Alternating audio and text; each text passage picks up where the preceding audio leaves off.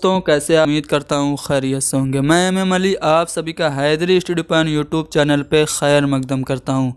22 दिसंबर सन 2021 को पूछे गए सीटेट के क्वेश्चन पेपर का मैंने पिछली वीडियो में एनालिसिस किया था। उसमें आप लोगों के कुछ कमेंट्स आए हैं जिसमें ये बताया गया है कि कौन कौन से टॉपिक से सवाल पूछे गए हैं और क्या क्या सवालात पूछे गए हैं। तो आज की अपनी इस वीडियो में हम लोग आपकी कमेंट्स को पढ़ेंगे और समझेंगे कि कौन कौन से टॉपिक से सवाल आया है और उस टॉपिक को हम डिटेल से समझेंगे ताकि आइंदा जिन लोगों का इम्तिहान है उनको इस वीडियो से मदद मिल सके। तो आप लोग इस वीडियो को लाइक करें, शेयर करें, हैदरी स्टडी पॉइंट को ज़रूर सब्सक्राइब करें। तो चलिए शुरू करते हैं। इमरानुल हक कमेंट कर रहे हैं और बता रहे हैं कि एक सवाल जो आया था वो लिसानी अक़लियती तालीमी सहूलियत किस फराहमी किस दफ़ा के तहत है, यानी कि हमारे संविधान में जो लिसानी अक़लियत से रिलेटेड जो आर्टिकल है वो कौन सा है ये पूछा है। तो आप देख सकते हैं आईने हिंद के आर्टिकल 350A के मुताबिक रियासत और इंतज़ामिया को ये कोशिश करनी चाहिए कि लिसानी अक़लियतों के बच्चों को प्राइमरी तालीम मादरी ज़बान के ज़रिए मुहैया कराई जाए। यानी कि हमारा जो संविधान है, इंडियन जो कॉन्स्टिट्यूशन है, वो ये बात कह रहा है आर्टिकल 350A में कि जो स्टेट्स हैं और जो इंतज़ामिया हैं उनको ये कोशिश करनी चाहिए कि जो लिसानी अक़लियतों के बच्चे हैं, जो लैंग्वेज माइनॉरिटीज़ के स्टूडेंट्स हैं, यानी ऐसे स्टूडेंट जिनकी लैंग्वेज कम बोली जाती है, उनको हमें ज़्यादा से ज़्यादा उनकी मादरी ज़बान में तालीम मुहैया कराने की कोशिश करनी चाहिए। तो ये सवाल पूछा है इमरानुल हक के मुताबिक, तो मैंने आपको ये एक्सप्लेन कर दिया। यहाँ से एक और सवाल पूछा जाता है कि हिंदुस्तानी आइन के 8वें शेड्यूल में, यानी कि 8वीं अनुसूची में कुल कितनी भाषाओं का जिक्र है, तो 22 ज़बानों का जिक्र है। ये भी आपको पता होना चाहिए। उसके बाद ये बता रहे हैं कि कौन सी ज़ैली महारत पढ़ने में शामिल है, यानी कि लैंग्वेज स्किल से रिलेटेड सवाल पूछा गया है। तो मैं आपको बता दूं कि पढ़ना क्या होता है। पढ़ना सिर्फ हरूफ की अदायगी नहीं होता है, बल्कि पढ़ने का मतलब होता है मानी समझना, मतन के मानी समझना, ये पढ़ना होता है। ठीक है। अब एग्जैक्ट सवाल क्या आया था मैं नहीं समझ पाया हूँ, लेकिन इतनी तो बात समझ में आ रही है कि ये जो सवाल था वो लैंग्वेज स्किल से था, यानी कि ज़बान की महारतों से था। तो हम क्या करेंगे, ज़बान की महारतों को थोड़ा सा डिस्कस कर लेते हैं। आपको पता होना चाहिए कि 4 महारतें होती हैं, सुनना, बोलना, पढ़ना और लिखना। ये 4 स्किल्स होती है लैंग्वेज की। अब देखिए, लैंग्वेज की जो 4 स्किल्स हैं इनको 2 पार्ट में डिवाइड किया जा सकता है। पहला जो पार्ट है वो रिसीप्टिव लैंग्वेज स्किल है, जिसे हिंदी में ग्रहणात्मक भाषाई कौशल कहते हैं। उर्दू में इसे कई नाम से जाना जाता है। इसे उर्दू में तहसीली महारत भी कहते हैं, अखज़ी महारत भी कहा जाता है, वसूल करने की महारत या फिर वसूली महारतें भी इसको कहते हैं। तो कौन कौन सी हैं जो वसूली महारतें हैं, तो सुनना और पढ़ना, इनको वसूली महारत कहा जाता है। ये सवाल सीटेट में हर तारीख में दोनों शिफ्टों में ये सवाल पूछा जा रहा है कि कौन सी रिसिप्टिव है, कौन सी आपकी प्रोडक्टिव है। तो दोनों मैं आपको बता दे रहा हूँ, सुनना और पढ़ना ये रिसिप्टिव लैंग्वेज स्किल है, जिसे अखज़ी या उसूली या फिर तहसीली महारत कहते हैं। दूसरा जो लैंग्वेज स्किल का जो किस्म है वो है प्रोडक्टिव लैंग्वेज स्किल, जिसे आप क्या कह सकते हैं, तामीरी महारतें या फिर तख्लीकी महारतें कह सकते हैं। इस बार जो पूछा था वो पूछा था पैदावारी महारत कौन सी है, पैदावारी महारत। तो प्रोडक्ट मतलब होता है बनाना, पैदा करना, इससे आपको पता चल गया प्रोडक्टिव यानी कि पैदावारी, जिसको आप तख्लीकी कह सकते हैं। तो तख्लीकी महारत या पैदावारी महारत कौन कौन सी, तो बोलना और लिखना, ये दोनों आपकी प्रोडक्टिव लैंग्वेज स्किल यानी कि पैदावारी महारतें हैं। तो ये मैंने लैंग्वेज स्किल से रिलेटेड जो सवालात बन सकते थे मैंने आपको बता दिए। अब आगे चलते हैं और देखते हैं कि क्या बताया जा रहा है। ये बता रहे हैं कि मुसलसल अंदाज़े कद्र का जुज़ कौन नहीं है, यानी कि कंटिन्यूअस एंड कम्प्रिहेंसिव इवेल्युएशन, जिसको आप कह सकते हैं सतत और व्यापक मूल्यांकन उससे सवाल आया था। तो हम इस टॉपिक को अच्छे से समझ लेते हैं कि कॉन्टिन्यूअस एंड कम्प्रिहेंसिव इवैल्यूएशन यानी कि CCE क्या होता है। तो इसमें बताया जा रहा है कि मुसलसल और जामी अंदाज़े कद्र का एक ऐसा निज़ाम है जिसमें तालीमी साल की शुरुआत से ही मुसलसल तलबा की आमोज़िश की मुश्किलात की शनाख्त की जाती है और मुनासिब इस्लाही इक़दामात के ज़रिए उनकी हसूलियाबी सुधारने की कोशिश की जाती है। यानी कि CCE के तहत जब सेशन शुरू होता है, यानी कि जब साल शुरू होता है, तभी से शुरुआत से ही रेगुलरली कंटिन्यूसली मुसलसल जो बच्चे हैं उनकी प्रॉब्लम्स को पहचान लिया जाता है, उनकी जो कमियां हैं उन्हें नोट डाउन कर लिया जाता है और जो उचित निदानात्मक या फिर उपचारात्मक शिक्षण की ज़रूरत पड़ती है उनको वो दी जाती है और मुनासिब इस्लाही इक़दामात के ज़रिए उन बच्चों की जो हसूलियाबी है उसको सुधारने की जब लगातार कोशिश की जाती है पूरे साल, तो इसी को मुसलसल और जामे अंदाज़े कद्र यानी कि कॉन्टिन्यूअस एंड कम्प्रिहेंसिव इवैल्यूएशन कहा जाता है। ठीक है। तलबा की तरक्की और सतह आमोज़िश की पैमाइश मुतअय्यना मुद्दत के इम्तिहानात के बजाय अंदाज़े कद्र के मुख्तलिफ आलों और तकनीकों के इस्तेमाल से की जाती है। यानी कि जो CCE किया जाता है ये फिक्स टाइमिंग में एग्ज़ाम के ज़रिए नहीं किया जाता है, बल्कि अलग अलग टूल्स और टेक्निक्स का यूज़ करके जब अंदाज़े कद्र किया जाता है तो वो मुसलसल और जामे अंदाज़े कद्र होता है। मुसलसल और जामे अंदाज़े कद्र में क्या होता है, तालिब इल्म की नशोनुमा के यानी कि स्टूडेंट की डेवलपमेंट के तमाम पहलुओं को, हर एस्पेक्ट को उसमें इंक्लूड किया जाता है, चाहे वो कॉग्निटिव हो यानी कि वकूफ़ी हो या फिर अफेक्टिव हो यानी कि जज्बाती हो या फिर साइकोमोटर यानी कि नफ्सी हरकी हो। स्टूडेंट के हर नशोनुमा के हर पहलुओं को CCE में यानी कि मुसलसल और जामे अंदाज़े कद्र में शामिल किया जाता है। इसमें क्या होता है, तालिब इल्म की तरक्की का जब मुआजना करना होता है यानी कि कंपैरिजन करना होता है कि बच्चे ने कितना प्रोग्रेस किया, तो किसी मेयार से नहीं करते बल्कि ख़ुद स्टूडेंट की जो उपलब्धियां होती हैं, उसकी जो हसूलियाबियां होती हैं, उसी से बच्चे का जो लर्निंग का जो क्या बोलते हैं उसको, लर्निंग का जो कंपैरिजन होता है उससे करते हैं। ये नहीं कि किसी दूसरे स्टूडेंट से बच्चे का कंपैरिजन किया जाए, नहीं, बच्चे की खुद की जो तरक्कियां हैं, जो प्रोग्रेस हैं, उन्हीं से बच्चे का कंपैरिजन किया जाता है कि बच्चा पहले इतना सीखता था अब इतना सीख ले रहा है। तो मुसलसल और जामे अंदाज़े कद्र आपको समझ में आ गया होगा। इससे कुछ सवालात पिछले साल जो पूछे गए उन्हें भी देख लेते हैं।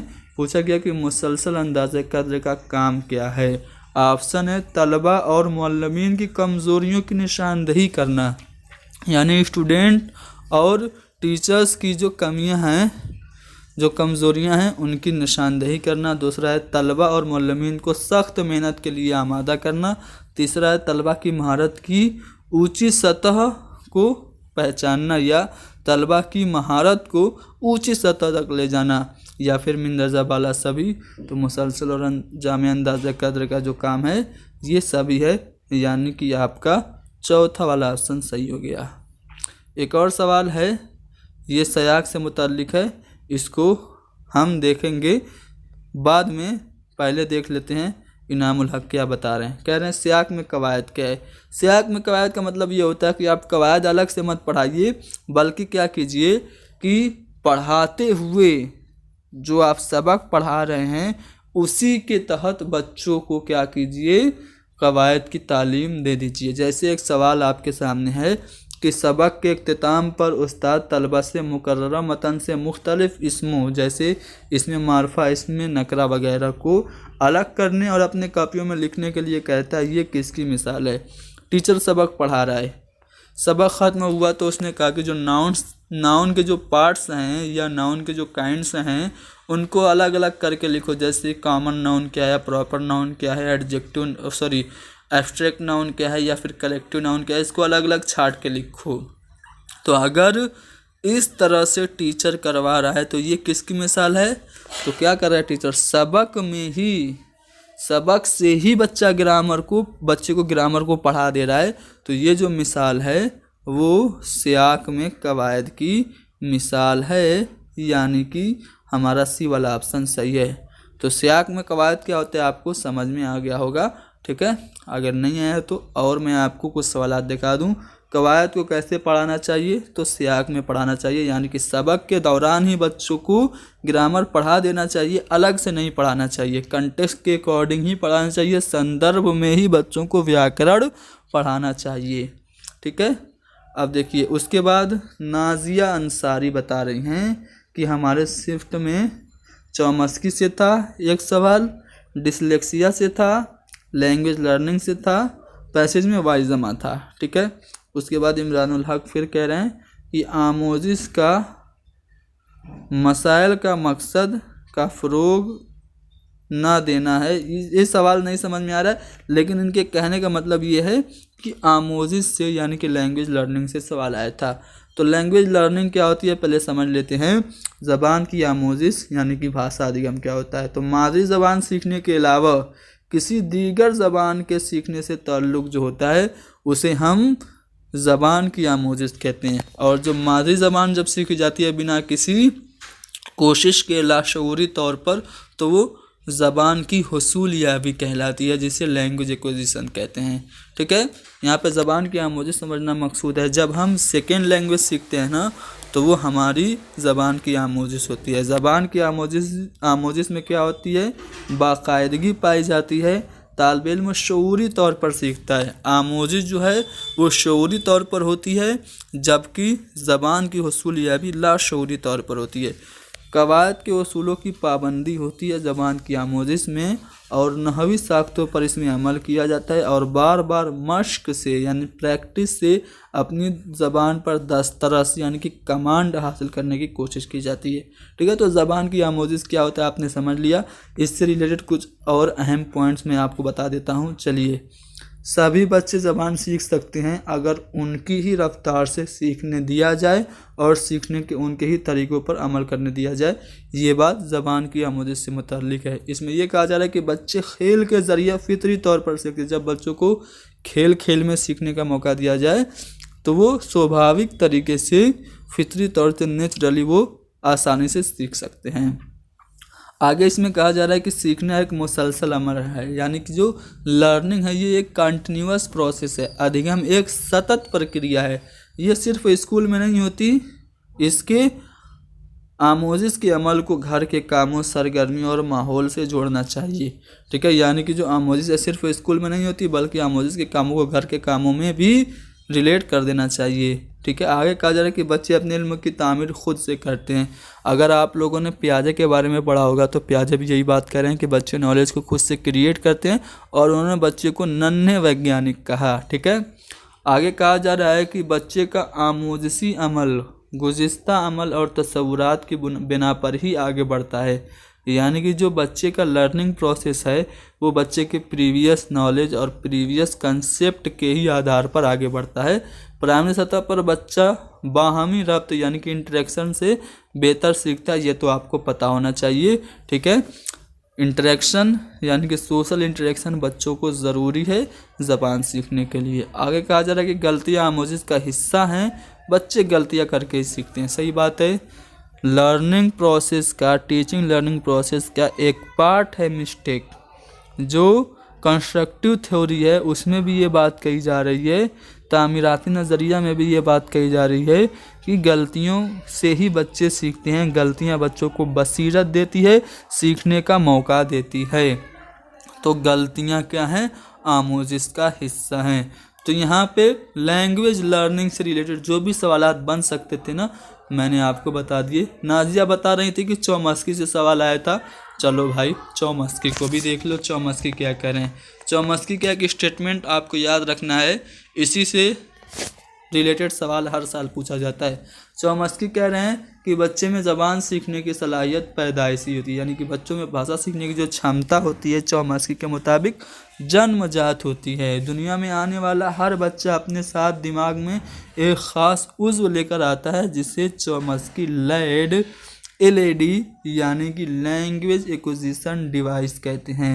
आपसे पूछा जाए कि लैंग्वेज एक्विजिशन डिवाइस का कंसेप्ट किसने दिया? चौमस्की ने दिया। किसने कहा कि बच्चे में ज़बान सीखने की सलाहियत जन्मजात या पैदाइशी होती है? तो ये चौमस्की ने दिया। ठीक है, चौमस्की ने और भी बहुत सारी बातें बताई। सबको छोड़ते हुए एक अहम बात मैं आपको बता दूं। चौमस्की का कहना है कि ज़बान का फितरी सॉफ्टवेयर या कवायद फितरी तौर पर बच्चे के दिमाग में होता है, यानी कि ज़बान का जो फितरी सॉफ्टवेयर या कवायद है वो फितरी तौर पर बच्चे के दिमाग में होता है। ये कौन कह रहे हैं? चौमस्की कह रहे हैं।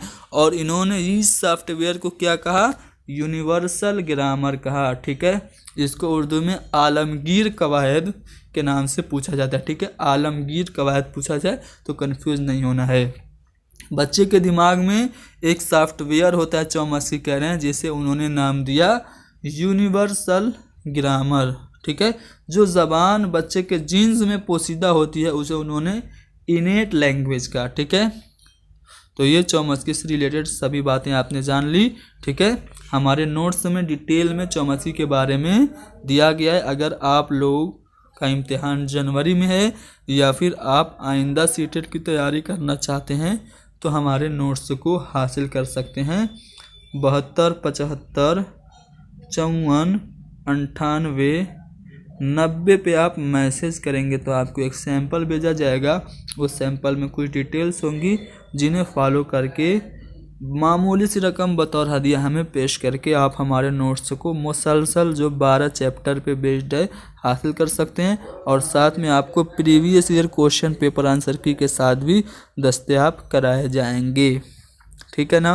चलिए, उसके बाद नाजिया ने बताया कि डिसलेक्सिया से रिलेटेड सवाल था, तो डिसलेक्सिया, डिसकैल्कुलिया, डिस्ग्राफिया सबको डिस्कस कर लेते हैं। जितने भी लैंग्वेज डिसऑर्डर हैं उन्हें देख लेते हैं। डिसलेक्सिया क्या होता है?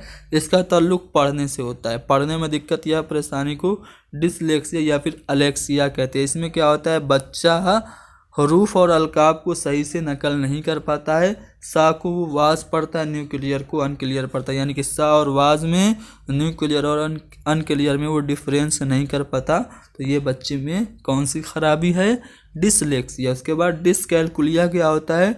तो इस दुश्वारी का ताल्लुक जो है वो रियाजती खराबी से है, यानी कि मैथमेटिकल प्रॉब्लम को हम डिसकैल्कुलिया कहते हैं। हिसाब किताब बच्चा नहीं कर पाता है। इस दुश्वारी की वजह से बच्चों में रियाजी के सवालात यानी कि मैथ्स के जो क्वेश्चंस हैं, वक्त के जो तस्वुरात हैं यानी कि जो टाइम है उसे वो बच्चा नहीं समझ पाता है। और ज़र के इस्तेमाल से मुतालिक यानी कि माल को कैसे यूज़ करना है, माल को कैसे इस्तेमाल करना है, उससे मुतालिक बच्चे को अगर दिक्कत हो रही है तो उसे है डिसकैल्कुलिया।